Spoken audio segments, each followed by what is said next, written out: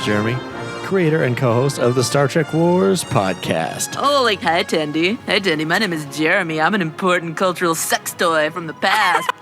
And with me, as always, my co-host and co-life partner, Chelsea. Hello, Chelsea. Hi, Jeremy. Welcome to Star Trek Wars, your official bootleg Star Trek podcast. The episode we're reviewing tonight will be rated on a scale from 1 to 10 by us, the co-hosts, and you guys in the Star Trek Wars Council that left a rating on our Facebook page. If you wish to join the council and have your vote counted for... There isn't a next episode. Well, that just got super depressing right off the bat. Oh. I mean... If you wish to join the council and have your vote counted for Discovery and Prodigy coming up, you can find us by searching for Star Trek Wars. The council should pop up right at the top. There you can rate the episode yourself and can also leave a comment that'll be potentially read on air. It's a great community. We're all in there very active and love talking Trek with you. Now, before we jump into this incredible finale, I just wanted to say stick around till the end of the episode. We have an exciting announcement for our Patreon supporters regarding a brand new bi-weekly show starting in just 2 weeks. Chelsea, are you ready to light this candle? Yes. Then let's get started. Star Trek Lower Decks Season 2, Episode 10, First Contact. Written by series creator Mike McMahon, directed by Jason Zurich. The crew of the USS Cerritos are tasked with aiding an Excelsior-class starship on a first contact mission. All right, Chelsea, what are your general thoughts this week before we delve into the episode? Amazing. That's all I'm going to say. Agreed. Let's delve into the episode. Let's get to delving. And this is going to be really tough, but let's get into our Chelsea's Callback Corner. Not a lot of callbacks. These last few weeks have been super kind of just standalone things. But do you have, as a new to the world of Trek person, any callbacks or Easter eggs that you noticed? I mean, there's whales on the ship. Oh, there be whales here. That's the thing. They're not humpback, but they're whales. I can't remember if this is a callback to Lower Decks, but the captain's yacht. Didn't we just recently hear about that? We saw it in Insurrection, Star Trek Insurrection. That was it. Callback to the captain with a riding crop. Yes. Because he's the guy that chases them out of space dock. Yeah, the first Excelsior captain. Yes. He's like cleaning his nails. He's one of those guys. Yeah, he seemed pretty gross. Good catch. All of the hero shots, I don't really know if that's a callback, but there were a lot of them in this, and I've kind of felt like that was a callback to the movies. Okay. I'll judge you like that. You've been super strong so far, so that's fine. What do you mean, so far? Hero shots, visuals of the ship, I wouldn't say is a callback to a movie.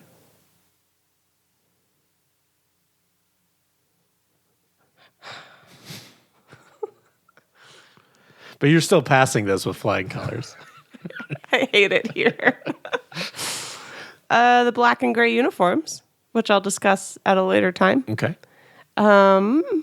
Captain Gomez and the embarrassing moment she had where she spilled coffee on Picard.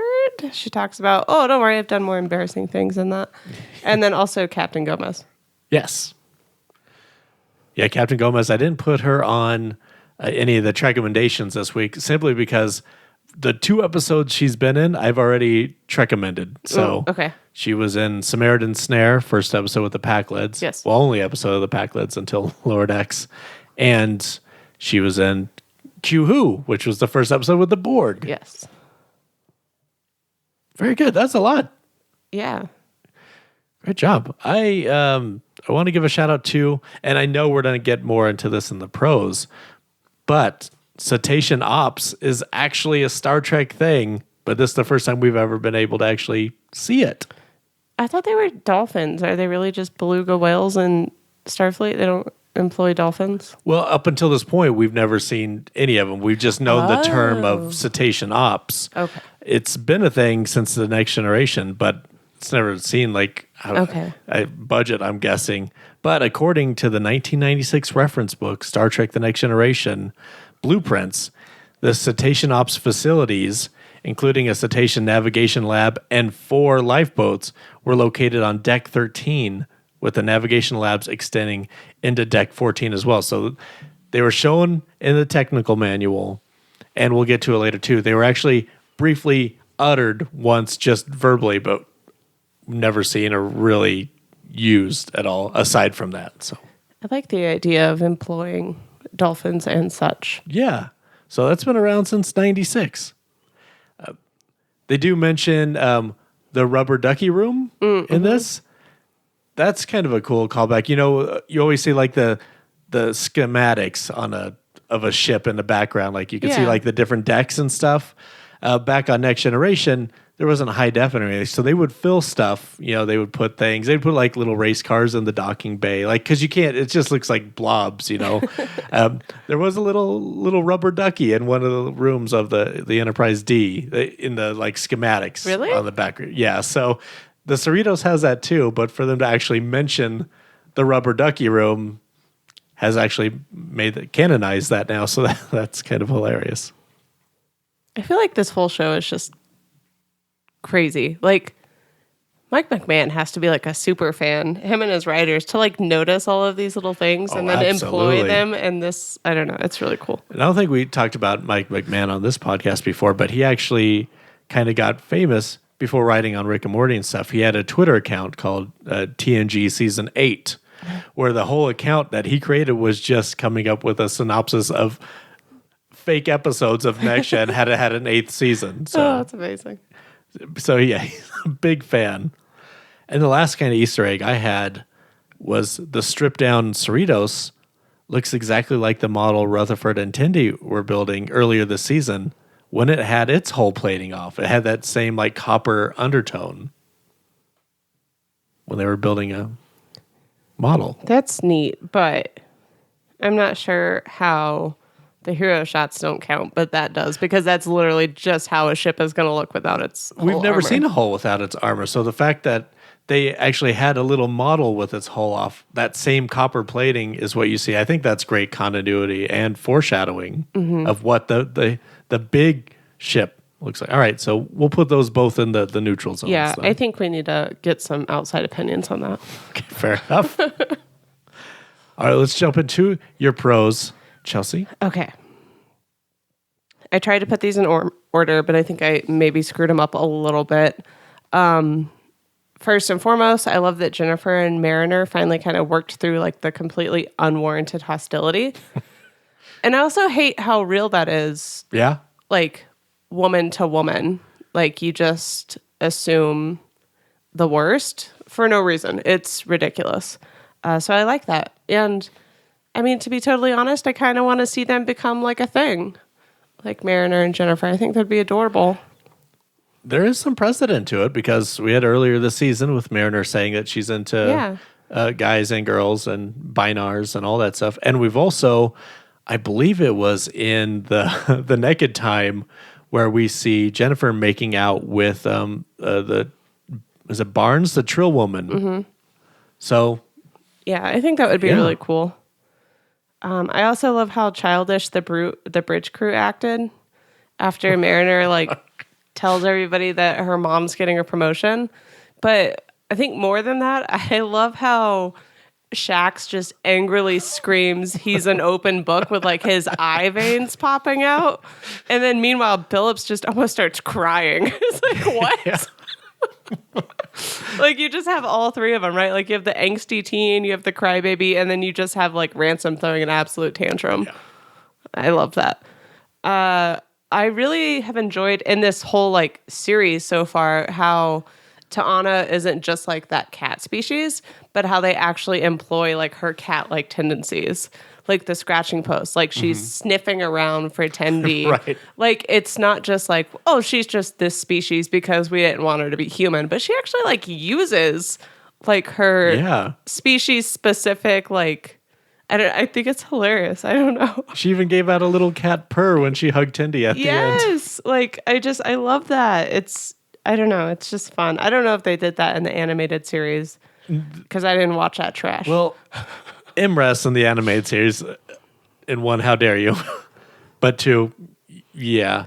But Imrest, the Cation, there was a lot of not so much as purring, but I feel like she had a lot of like rolling her R's and stuff whenever Just like very like in your face with Yeah. it. Yeah. I like that this is just like, this is actually how I would expect a cat that walks on two legs and Starfleet to act. I like it.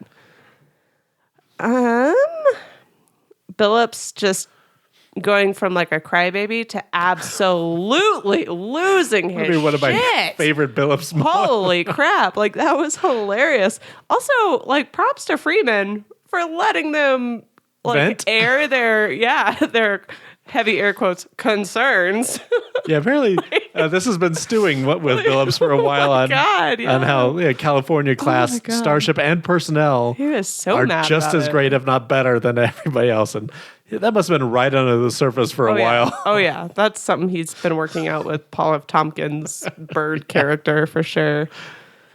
I love that Kayshawn just got like lit up for asking like a very normal person who's not in Starfleet question. Like, can't we just warp through it? Because when he said that, I looked at you and I was like, well, can't they? Like, Well, you know what's funny? Because, I took that two different ways both times we watched. So the first time I was like, no, of course you can. That's why they're all yelling. But the second time I was like, oh, I get what Mike McMahon is doing. Yes, they can. And all right, so it took me a couple of viewings, but Kayshawn is kind of right here. They could warp out of the system and approach from another angle, bypassing the danger. But Mike McMahon having everyone yell down Kayshawn's idea, I think is a tongue-in-cheek breaking of the fourth wall, letting the audience know that of course that's an option, but not the story they want to tell. So I think that's classic Trek because that happens a lot. Yeah. There's, space is 3 dimensions. Yeah. So he's like, can't we just leave? And they're like, no, that's ridiculous. No, you stupid. No, we have to go through this anomaly because it's dangerous, but that's what the episode dictates. Yes. So yeah, I thought that was great. And then I love the other like kind of jab with the Kimalu and Matt. Oh yes, Matt, of course. Matt. When she's like, can't they just do it? And they just freak out and like, it's not made for flippers. And she's like, oh my God, I'm so sorry. I'm sorry. Like, it was like two very similar moments. I love them both equally. Rutherford's like super creepy origin story memory. Oh yes. I'm assuming that's clearly going to be at least somewhat explained in the next season, maybe over a few, but like, yikes. Yeah, that's like, certainly don't something. worry, we programmed him to make him think that this was an elective surgery. Right. Like, so why does he have where it? did he come from? Why did he have to get that? Like, who did this to him? I also love that he's such a teddy bear. And he's like, I think I remembered something I wasn't supposed to. And then just goes on with his day.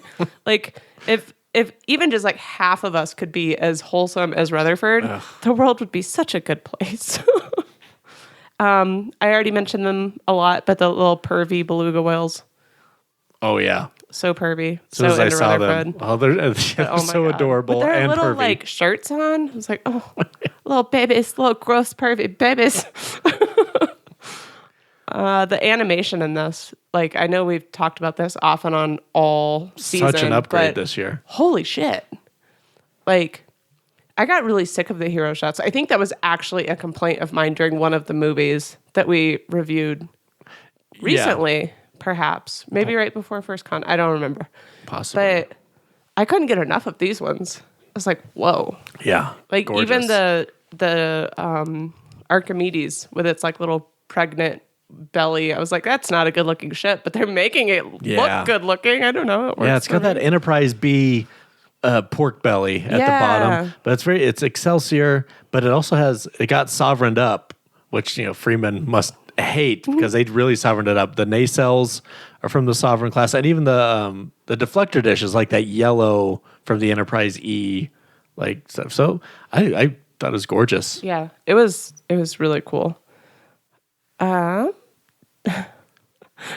Ta'ana's reaction to Tendi bringing up Jadzia to act. I might have.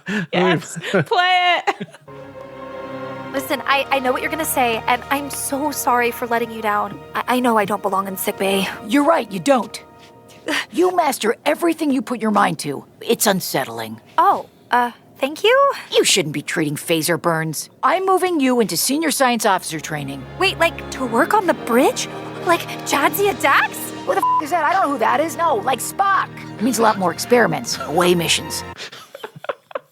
Also, how come neither one of us got that in our callbacks? Jadzia Dax? Yeah. That's fair. Oh my gosh. We need to do better. Okay, Rutherford having 3 memories of everything with Tendi is so sweet. That's adorable. Ugh. And I actually really liked when Billups was like, well, what good are those if you can't make new memories? I was like, truth. Coming in with that truth bomb. And the ship without the armor looked so cool. I also remember when we were watching it the first time, I just kept saying, she naked. It's like a dog without its collar, but it looked really neat. It's naked time. It was like, I don't know, it was just so cool looking. I was like, they should make more of the ships just like that coppery color. Like, make the whole armor coppery. Because clearly that's not safe, but still. And then, obviously, can we talk about this twist? Oh, yes. Like, what the hell? Like, I felt like it was pretty predictable the second they were like, so-and-so's here to see you. I was like, oh, no, I have, like, a bad feeling about this. But I have a lot of questions in what I called my observation deck. Like, we talk about how close I was in my guess about this last week. She would die. Now, you put those words in my mouth, but I did say it looks like she's going to be promoted to another ship. And I said, I really hope that's the case because the way they're setting it up, it seems like something worse is going to happen. And that's true. Something worse did happen. I'm pretty sure you thought she was going to die. You may have thought I was thinking that. No. But I was certain that I was nervous that it would be something worse than promotion for sure. So even if I said that, I was on the right track. I mean, everything's worse than promotion because promotion's good. Yeah. But I was afraid that we were hoping that it's promotion, but something else was going to happen. And that's what I was afraid. I'm glad she's alive. And I also have some thoughts about that. Mm-hmm. Like maybe, just maybe, this is some Section 31 or like secret operative stuff. Maybe they had to make it look like she's being arrested and she's really going into covert ops to take him down from within. Bashir wants to meet with her? Yes. You just want to see Bashir so bad, or at least hear him. Self-fulfilling prophecies. Yeah. So maybe I'd like to see her undercover maybe next season. But I think she's just being set up. I don't think it's going to get super cool. It's so weird for them to, without even asking her side for Starfleet, to just like parade her through her ship in cuffs. Well, why would they ask her side? They literally led with, we have proof that you did this. So as far as they're concerned, they don't need to ask her anything until she's actually in court. So the Klingons must be still charged with some of that, I would wonder, right? Yeah, I mean, because last week we saw them, they were both supposed to be going to talk to the High Council. Yeah, they warped off. So clearly that didn't work out for Freeman's crew. So we're waiting until season 3 for Chancellor Martok. Oh, God, I can't wait. Please. Oh, there's so much to be said about this. It was just so good. It was the Trekkiest episode of Trek. It really was. Oh, my God, I live for it. Sorry, go ahead with your pros. Everything you've said. And starting with that, like I think Lower Decks has now turned from a Star Trek comedy to a Star Trek show with comedic elements. And that just makes me super happy because it's so good. It doesn't have to be funny, which it had some hilarious parts with the cetacean ops and all that stuff. Like there's some great funny moments, but it doesn't need to be funny to be incredibly entertaining and Star Trek-y. And this was the longest episode of Lower Decks. It was 29 minutes, which is just 13 or 14 minutes away from a next-gen era length episode. Yeah. And it actually was entertaining for the entire amount of time. So that's a glaring difference between those two. Well, I don't know about all that. Yes, the who the bleep is Jadzia Dax. I meant like Spock, which I think that's a great line by the Doctor because I love it because she represents most people outside of our fandom who know what a Spock is, but would have no idea what you're talking about when you say Jadzia Dax. It's hilarious and realistic that she doesn't get that reference, because even in universe, they're always throwing out all these references. Not everybody is going to know everyone. And at this point, we finally got one. It's like, who? What? No, like Spock. And I also love it for the opposite reason, because Jadzia is the first science officer that Tindy thinks of, which I think is awesome. Yeah, we need some explanation on that, though. Mm-hmm.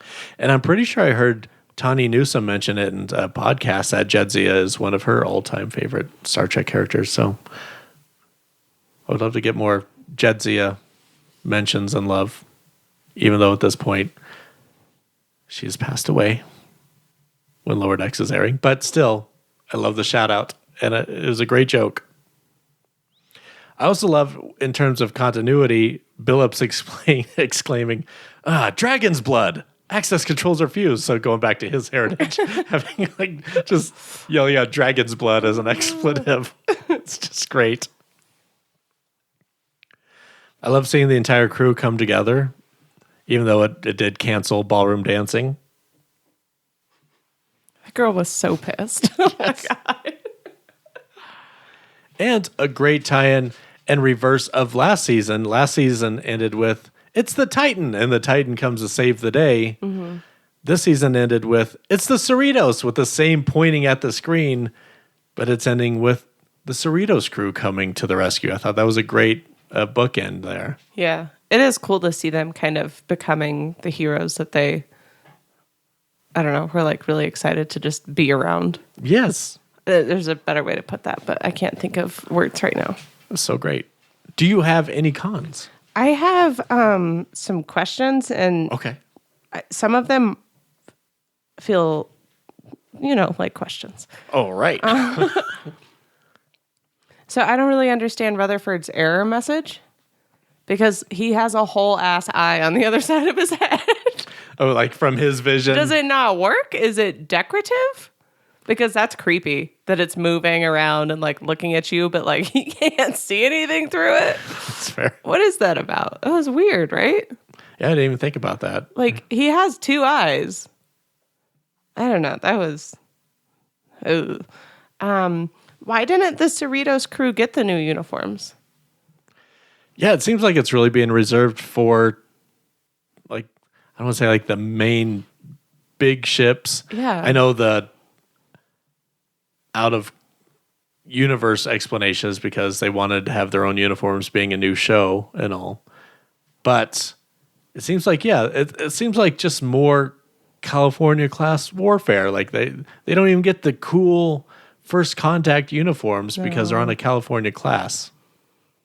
Yeah. I don't know, that seems like crap. Literally, the only people we've seen in these uniforms are the Cerritos and any other crew from a California class starship. So. Yeah. Do you think that Mariner got to see her dad while he was visiting? I hope so. Yeah, we really haven't seen any interaction from them. None. Zero. Huh. I don't know. I guess I was kind of hoping for her to like bust in and be like, Dad! She's got to like him more than she likes her mom. I'd say that, yeah. Like, it can't get worse. That's crazy. I never even thought about that. We've never interacted. Because that's the first time we've seen Those her two. parents in the same room. Yeah. Right? Yeah. With the Archimedes down, how did they survive for 20 hours without any type of power going to life support? Well, that's classic Star Trek, too. We have all the powers down, yet they can still breathe. And like, okay, well, maybe there's enough air circulating to last. No. But also, without power, how's the warp core not exploding with all the fusion and stuff like that? Yeah. And also, how's gravity still working? But that's, that's Star Trek stuff. Okay, well, I'm going to need answers to those Star Trek Oh, that was problems. the answer. Great. I guess I'll just die with questions.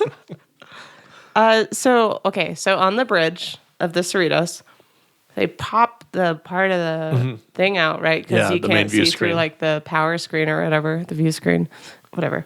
But then they're just like hanging out. But they don't have a force field up because Mariner gets sucked out of there. What the fuck?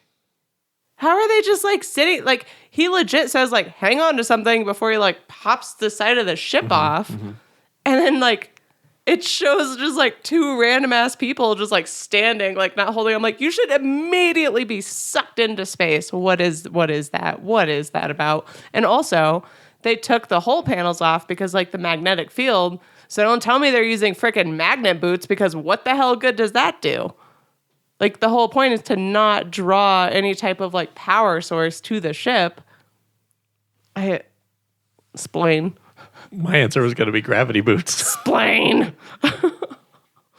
That was weird as hell. And then that doesn't make sense either because the second watch through, I was watching Mariner, and she wasn't jumping. There was no reason why she alone should have gotten sucked out by that hit. She was standing there with her boots engaged like everybody else. I don't know. Just felt weird. Yep. Okay. And then who took these pictures of Freeman supposedly colluding to blow up the Pakled planet? Probably the same people that took a picture of the Enterprise exploding in Star Trek 3 when they replayed that event in Star Trek 4. There's some like cameramen. They're taking footage from the shows and the movies. Little creeps. Yeah, playing them. So probably the same people. Some kind of TMZ. Freaking paparazzi. Well, I'm hoping that it actually ends up being like an inside mole in the Cerritos that's trying to frame her. Ooh. I don't know. I really doubt that's going to be a thing, but the only ship that wasn't in that photo was the Vulcans, but that wouldn't explain how she got a picture, or she was in the picture with the Pakleds. Yeah, someone on that Pakled planet took a picture. Mm-hmm. And that's where her people were standing, was from that angle. All right. Conspiracy theories all around. We'll have to wait till season 3. Do you have any cons? Not really. We got the return of the classic to be continued. Mm-hmm. And don't get me wrong, I do love that it's back because I was there, Gandalf, 3,000 years ago. Oh, my God. When Best of Both Worlds hit us with that to be continued for the first time. Just epic. And this is loosely in my cons because at least back then, we only had to wait the summer for a resolution. Like, that's crazy. But don't worry, in 3 months' time, we'll get Best of Both Worlds Part 2. But now, with that, it's going to be at least another 10 to 12 months before we see season 3. So that's a much longer, that's a whole year, not a summer, that we got to wait for. Yeah, but we have other Trek to watch. And then true. We can just rewatch this season because it was really good anyway. Absolutely. That is true because, yeah, it's going to be 10, 12 months, but it's only 2 weeks before we get new Trek. Yeah. And I'm always getting new Trek because I haven't seen it all. It's all new to you. All right, that's what we thought about this week's episode. Let's hear what you guys had to say before we rate this sucker. Will Flora says, what a good episode of Trek. I'm really enjoying where they've taken the show. There were just enough gags while keeping the story going. The best of which had to be like Jadzia Dax. Who's that? 9 space whale pee pools. Ew. Barbara Whipple says, nice episode. I like Mariner complaining about maybe getting some weirdo with a riding crop for a captain. That was the supercilious captain of the Excelsior. We talked about him in Search for Spock when Scotty sabotaged the ship. And Wayne Fraser says, Lower Decks once again finished the season on an amazing run of episodes. What a really cool, interesting story to end the season. And yet, it sort of pushed the Pakled Klingon story to the side until the end, creating a cliffhanger, the kind that we don't normally see in Star Trek anymore. I wonder how it will fare. I'm old enough to have suffered through all of them back in the day when it was commonplace. But even then, they were only 3 to 4 months old. Preach, Wayne. Oh my gosh. Here it is, the better part of a year. You guys are going to be okay. You should start a support group, you and Wayne. Old men that remember things. Yes. I loved all the little seeds that were planted. Rutherford's implant, Tendy's new career path, Mariner and Jennifer, and of course, who will finally, eventually, inevitably win the ballroom dancing competition. The suspense is killing me. I left the best for last. Cetacean Ops. The thirst was real, particularly for Rutherford. All right, let's go ahead and review this episode. Chelsea, what do you give it? So I have a bit of an issue here. So I'm going to give it 10. Okay. But A 10 butt? yeah. I also have I have a friend that wasn't able to vote on the council page, so was hoping maybe you just add their score to mine because I also wanted to give it a 10. You're trying to give this a 20? Yeah, and no, never. No, I would not do that. But my friend can't access the internet, so You're trying to give it 2 10s. well, just 1 10 and then Twice? one from my friend who can't vote because he doesn't have thumbs. So you could just mark that down for me. Wow, Chelsea. What? You're trying to ask for favors of me, the host, and of you, the also host. I'm just trying to look out for my friends. I get you. Don't ask me questions about my friends. Here's my only concern is Okay. if this week's episode finishes on a scale of 1 to 10 with an average score of, say, like a 14.5, Okay. there's going to be questions. But- there's going to be investigations But- opening. I'm okay. going to end in handcuffs All right, okay. for the season. I hear you. It's also like them But- going warp 14 when you can't. Nobody wants to turn into lizards, all right? It's not that serious.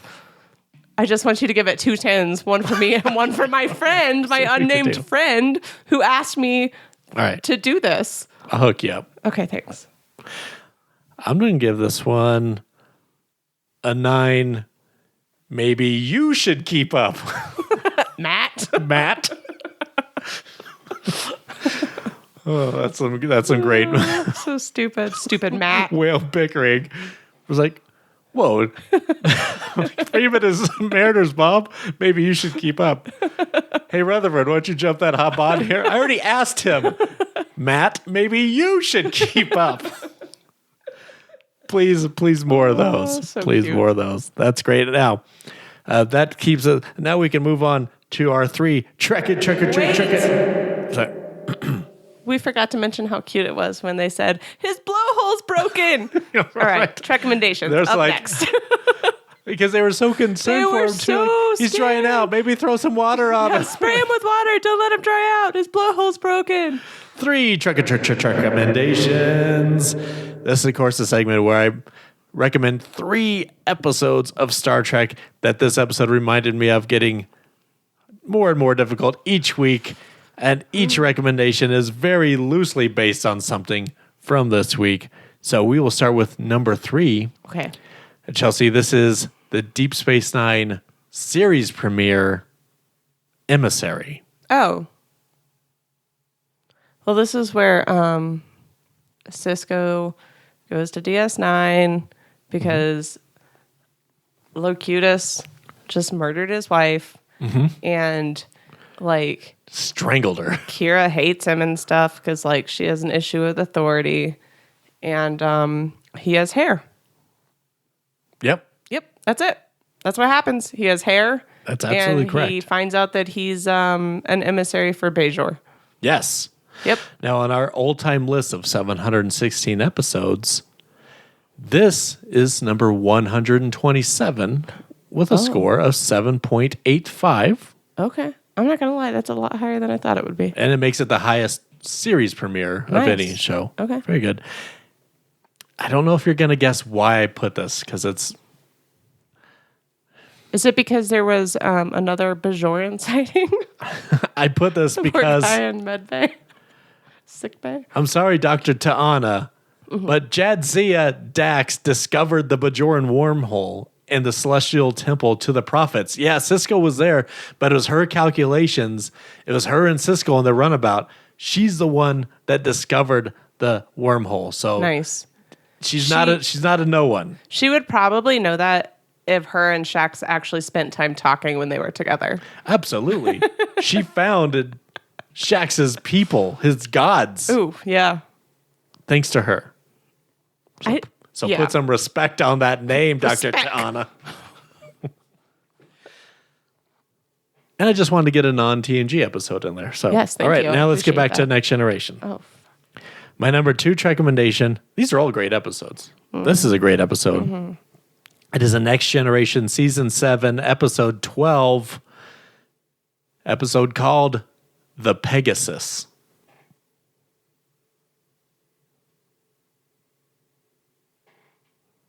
I mean, is that a ship name? Yes. Okay. So there's something bad happening to this ship, and ironically, Enterprise is the only ship within saving distance, and they save the crew and maybe the captain's Gomez. I don't know. Okay. No. Great. Unfortunately, Sonia Gomez was just an ensign, and we only saw her twice in the 2 episodes. Yeah, you already mentioned. said that. Dang it. I didn't listen. It's tough. The Pegasus was actually one of William Riker's first ships that he was like a lower decks on. His captain at the time was under attack. There was a mutiny, and Riker protected his captain and saved him, and that's kind of what helped promote him. But the captain was shady. The Pegasus was actually dealing in phasing technology, which is like cloaking, but you can go through stuff. And there was a gigantic accident. A lot of people died. Oh. And now as an admiral, who was played by John Locke from Lost. Wait, I saw this. Yes. I'm so bad at this. Well, I mean, the reason I picked this for Lower Decks is because that was the first mention of Captain Picard Day, which is what children were drawing and stuff, and Boimler was so desperately trying to recreate. Now, this episode had an average score of an 8.72, which puts it 52nd place all time out of 716. Nice. Great episode. And finally, Next Generation, Season 3, Episode 15, Yesterday's Enterprise. I don't know. It blows up and then gets refitted and comes out all sovereign class. Nope, that's the movies. Okay. But all right, this is really not gonna. It has really no connection. Oh, I thought you were just going to give me a hint. I wasn't done guessing. Okay, it's one of the greatest episodes of all time. Have I seen it? No, but you may soon, if you know what I mean. So obviously Picard's the main character because Picard's always the main character. Yeah, And it's like people getting upset that Michael Burnham is being focused on Discovery. Like, yeah, okay, well, it's the I hate main to break it character. to you, but people do get upset about that. They do. They're just not doing it sarcastically. Okay. This was a Season 3 episode of Next Gen with Tasha Yar in it. Oh, I thought she died in like season 1. She did. What? Oh, wait. Are you sure I haven't seen this? I don't know. Okay.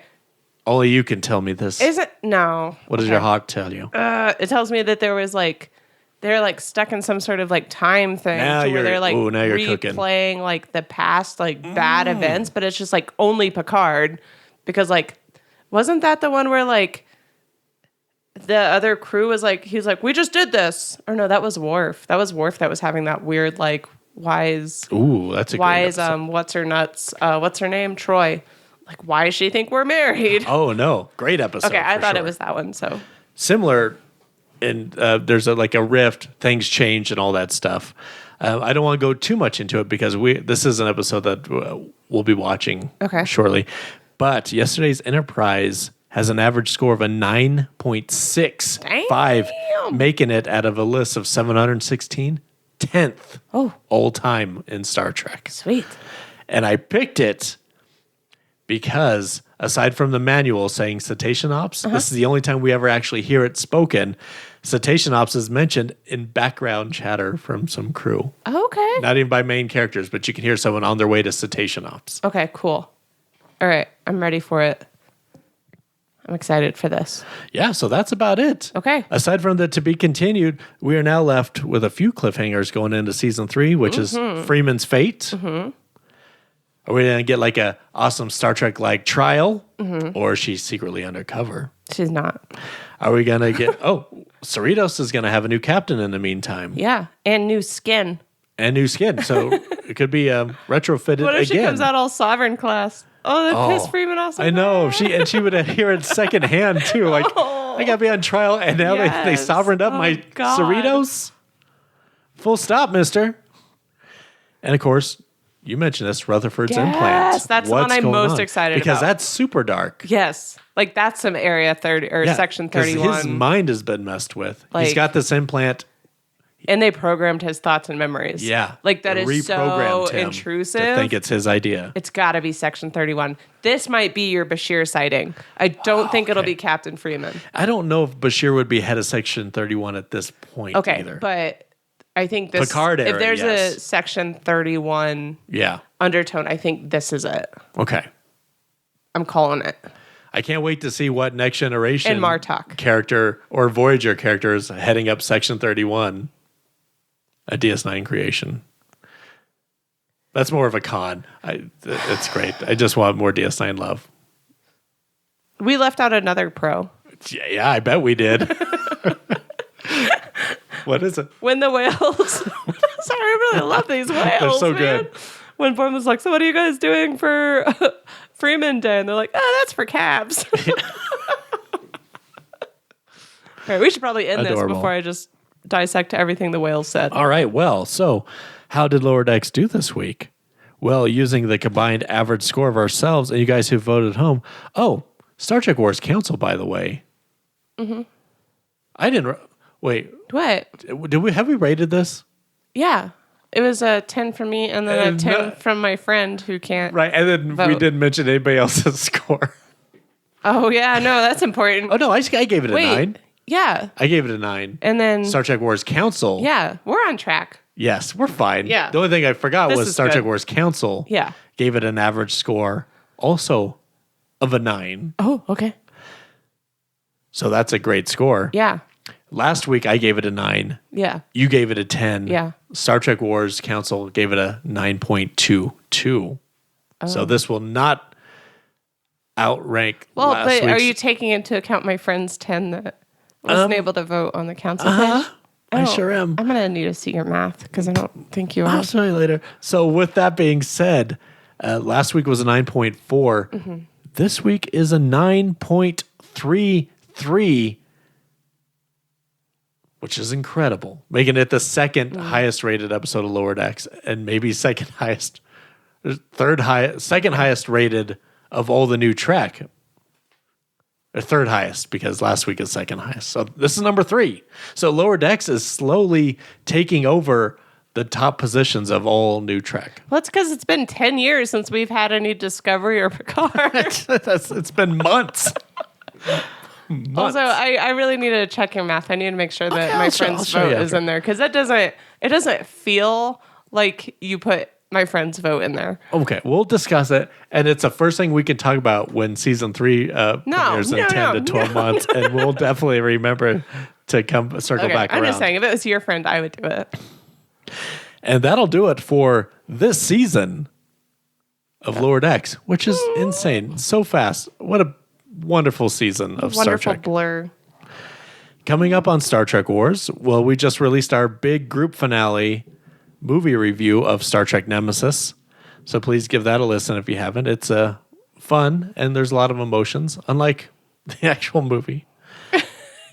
Next up will be a roundtable discussion of that film hosted by James King, featuring you guys at home. Also, next month, we will have a fun retrospective episode looking back at our last 7 years of Star Trek Wars. And at the end of October, Jordan and Jocelyn will return to cover the 4th season of Discovery. Wait, November. Yes. Yes, Well, it's October now. it is. Holy cow. Are you okay? No. I'm shook. Oh, no. I'm getting emotional about Lower Decks ending now. And I'm also getting nervous about you checking my sheets. I just let me look at it. Just let me look at your Yeah, math. so Jordan and Jocelyn will be back in November to cover the 4th season of Discovery. 2 weeks from now, Prodigy starts. But we don't have an announcement on if Star Trek Wars will cover that yet. We do have a fun team in mind to host it. It's just a question of scheduling. So we'll keep you posted on the Prodigy front. But we'll definitely be back for Discovery and Picard. So aside from that look back special next month, Chelsea and I will be gone until next year to cover Strange New Worlds with Jordan and back doing season 3 of Lower Decks. But if you're a Patreon supporter, Chelsea and I will be back in just 2 weeks for an exciting new series called Top 10, where we will revisit the top 10 episodes from the original series all the way through Enterprise. And in your case, Chelsea, watching many for the first time. Mm-hmm. In our first episode in 2 weeks, we will discuss the 10th highest rated episodes of each of those first 5 series. Not the animated series. Right. Yes. So for the original series, we will be watching Space Seed. Oh. You might even know what that is. I've seen that. Do you know what that is? Yes. That's the Khan episode. That's absolutely right. You've also seen this, but episode titles are so confusing, so I won't tell you what it is yet. But on Next Generation, we will be watching Deja Q. Ooh, that's the good one with Q, not the Borg one with Q. Yes. Okay. On Deep Space Nine, we will be covering Children of Time. A wonderful episode. I definitely remember giving that a 10, and it's one that's kind of underrated by a lot of people, overlooked. On Voyager, we'll be looking at Tinker, Tenor, Doctor, Spy. I just want Wayne to know that I'm very excited to watch Voyager. Yes, Wayne Fraser, shout out to him. One of the people that gave this idea. So Yeah. And on Enterprise, we'll be watching season 3 episode called Damage. Okay. That's very descriptive. And then 2 weeks after that, we'll look at all the 9th best episodes of all those series. So Can somebody send me a list of all the Enterprise episodes with Porthos? okay, that's a whole other Patreon. And then every 2 weeks, we'll just work our way down till we get to eventually the number 1 rated episode. It's going to be fun. Yeah. So look for that every other week over at patreon.com/Star Trek Wars for as low as $1 a month if you're not a member. You'll get access to every Patreon episode we've ever done, which is already at 50 at this point. We've done movies, video games, specials, Babylon 5, which we are not canceling Babylon 5. It's just a matter of Jordan and Jocelyn's going to be busy next month. Yeah. So once we have no Trek, we'll all get together and we'll continue Babylon 5. But in the meantime, we'll do this every other week. In the meantime. So, in the meantime, Star Trek Wars is available on Apple Podcasts, iHeartRadio, Stitcher, and everywhere else fine podcasts are heard. You can also find us on Twitter at the Star Trek Wars. And if you like our logo and want a shirt, hoodie, or mug, head over to redbubble.com or follow the link attached to this episode. That's so aggressive. Shirt, hoodie, or mug. Hey, you want a shirt? Well, you can at redbubble.com. Chelsea, always a pleasure. Thanks for doing another season with me. Yes. Hey, I checked your math, and the actual score is 9.6 for this episode. Oh, boy. Yeah, you missed my friend's 10. I know you tried not to do that. Let me go ahead and type that into the. You can see your fingers. You're not put even that touching into the computer. database. Jeremy, this is just insulting. I can't reach the Okay, keyboard. with your T-Rex arms. I can't reach it. I can't reach the keyboard. Well, the official score is 9.6. Okay. I'll definitely get that inputted by season 3 for sure. Right. All right, we'll see you guys in 2 weeks on Patreon. We'll see you next year. Otherwise, it's been fun. Love you guys. Thank you, Mike Talk to you later. McMahon. Thanks, Mike McMahon. And thank you guys for another seat of Lower Decks. We'll see you next time. Goodbye. Good day. And we say good day.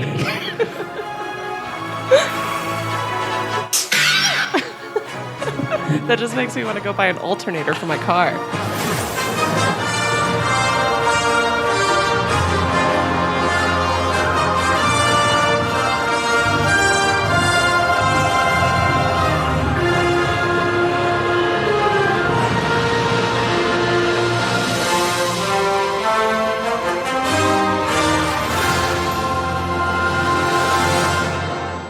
Thanks Thanks for listening to Star Trek Wars.